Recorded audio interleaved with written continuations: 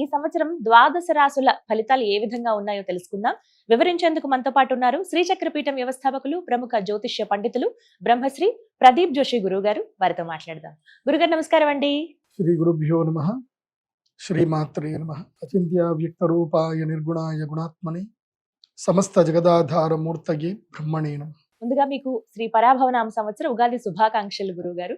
అలాగే ద్వాదశ రాశుల జాతక ఫలితాలు ఏ విధంగా ఉన్నాయో తెలియజేస్తారా? ముందుగా మేషరాశి వారికి. ఆదిత్యాది నవగ్రహ శుభకరాః మేషాదయో రాశయః నక్షత్రాణి సయోగకాశ్చతితయస్తద్దేవతాస్తద్గణాః మాసాశ్చ ఋతవస్తథైవ దివసాః సంధ్యాస్తథా రాత్రయః సర్వే స్థావర జంగమా ప్రతిదినం కుర్యాద్ధ్రువం మంగళం. అందరికీ నవగ్రహాలన్నీ కూడా మంచి చేయాలని కోరుకుంటూ రాశి ఫలితాలు. మేషరాశి రాశి ఫలితాలు. మేషరాశి వారికి ఆదాయం 14. కనకవృక్షం కురుస్తుంది. సో ఆదాయం 14, మంచి ఆదాయం ఉంటుంది. వ్యయము 2, ఖర్చు తక్కువ, లాభం ఎక్కువ. ఈ సంవత్సరం ఆదాయం మంచిగానే ఉంటుంది మేషరాశి వారికి.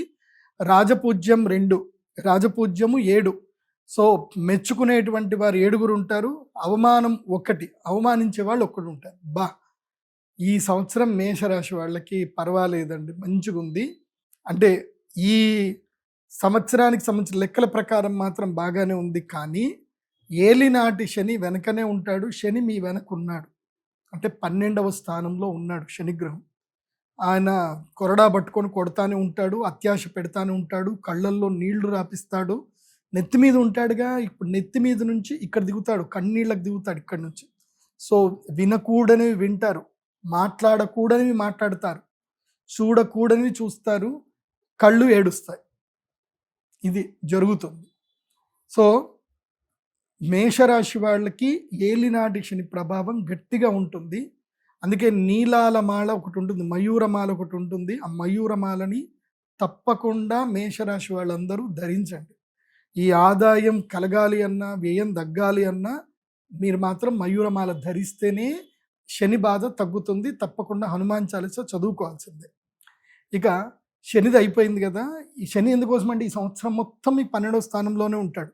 సో ఏలినాటి శని ప్రభావము ఇక్కడ నుంచి ఇక్కడ దాకా ఉంటాడు. సో డిసెంబర్కి, నెక్స్ట్ ఇయర్ మార్చికి వచ్చేసరికి భుజాల మీదకి వస్తాడు. బరువు, బాధ్యతలు అన్నీ పెరిగిపోతాయి. ఒక విధంగా పెళ్ళిళ్ళు అవుతాయి అనుకోండి. మేషరాశి వాళ్ళకి ఈ సంవత్సరం పెళ్ళిళ్ళు అవుతాయి, పెళ్లి ముహూర్తాలు కుదురుతాయి, అన్నీ జరుగుతాయి. సో అది కూడా ఎప్పుడవుతుందో చెప్తాను, వినండి. సో మేషరాశి వారికి గురుగ్రహ సంచారం ఏంటంటే, వీళ్ళకి మిథున రాశి లోపల గురువు సంచారం ఉంటాడు.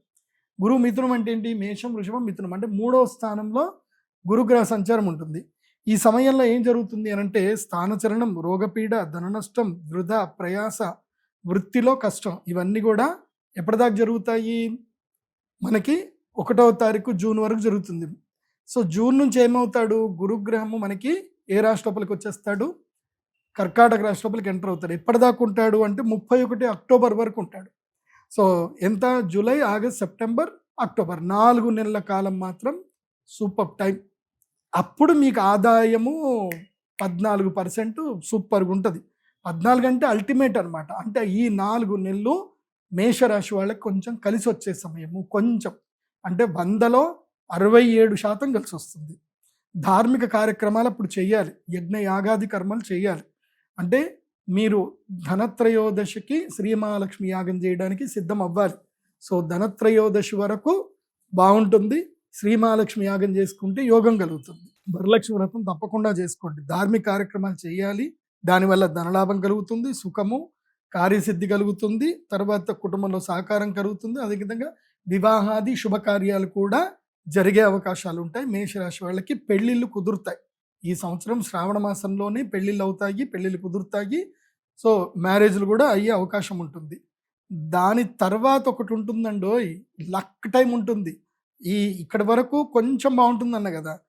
ఎస్, మళ్ళీ సింహరాశి లోపలికి ఎప్పుడు 31 అక్టోబర్ నుంచి 24 జనవరి వరకు 5వ ఇంట్లో గురువు వస్తాడు. గురువు పంచమ గురువు యోగకారకుడు అవుతాడు.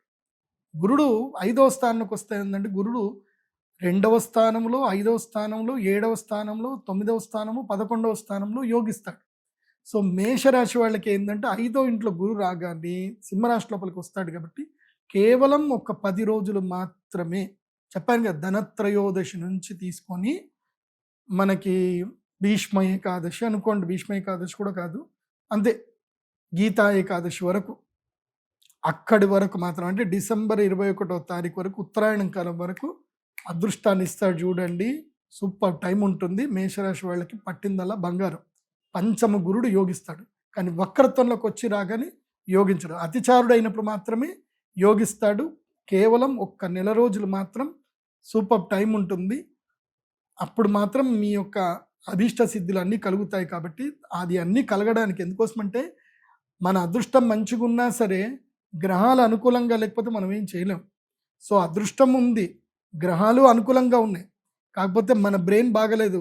మనకి రావాల్సినవి ఆలోచించాల్సింది మనం సరిగ్గా లేము, మన చుట్టుపక్కల వాళ్ళు సరిగ్గా లేరు. దైవమే మనల్ని కాపాడాలి. కాబట్టి మేషరాశి వారికి అందరికి చెప్పేది ఏంటంటే, ధనత్రయోదశి శ్రీ మహాలక్ష్మి యాగానికి బుక్ చేసేసుకొని రెడీ అయిపోండి, ఇప్పుడే బుక్ చేసుకోండి. ఇంకో విషయం ఏంటంటే, మేషరాశి వారికి ఏలినాటి శని సమస్య ఉంటుంది కాబట్టి తప్పకుండా ప్రతి శనివారం లేదా మంగళవారం ఆంజనేయ స్వామి దేవస్థానానికి వెళ్ళడము, హనుమాన్ చాలీసా చదవడము. ఇక్కడ పాకెట్లో మేము ఒక నిత్య దర్శన యంత్రం ఇస్తాం, మయూరమాల తీసుకుంటే ఒక నిత్య దర్శన యంత్రం ఇస్తాం. ఆ నిత్య దర్శన యంత్రం ఎప్పుడు మీ దగ్గర పెట్టుకోండి. ఈ మొత్తం మీద ఏదైనా ఒకరోజు, ఈ సంవత్సరం మొత్తంలో ఏదైనా ఒకరోజు కలియుగ ప్రత్యక్ష దైవం శ్రీ వెంకటేశ్వర స్వామి వారిని కాలినడకన వెళ్ళి దర్శనం చేసుకోండి.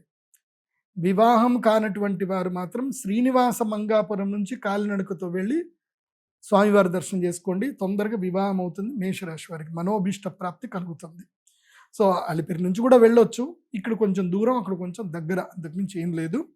కాకపోతే ఒక నానుడి ఏంటంటే, శ్రీనివాస మంగాపురం నుంచే స్వామివారు అక్కడికి ఎక్కారు కాబట్టి అక్కడి నుంచి వెళ్ళమని చెప్తారు.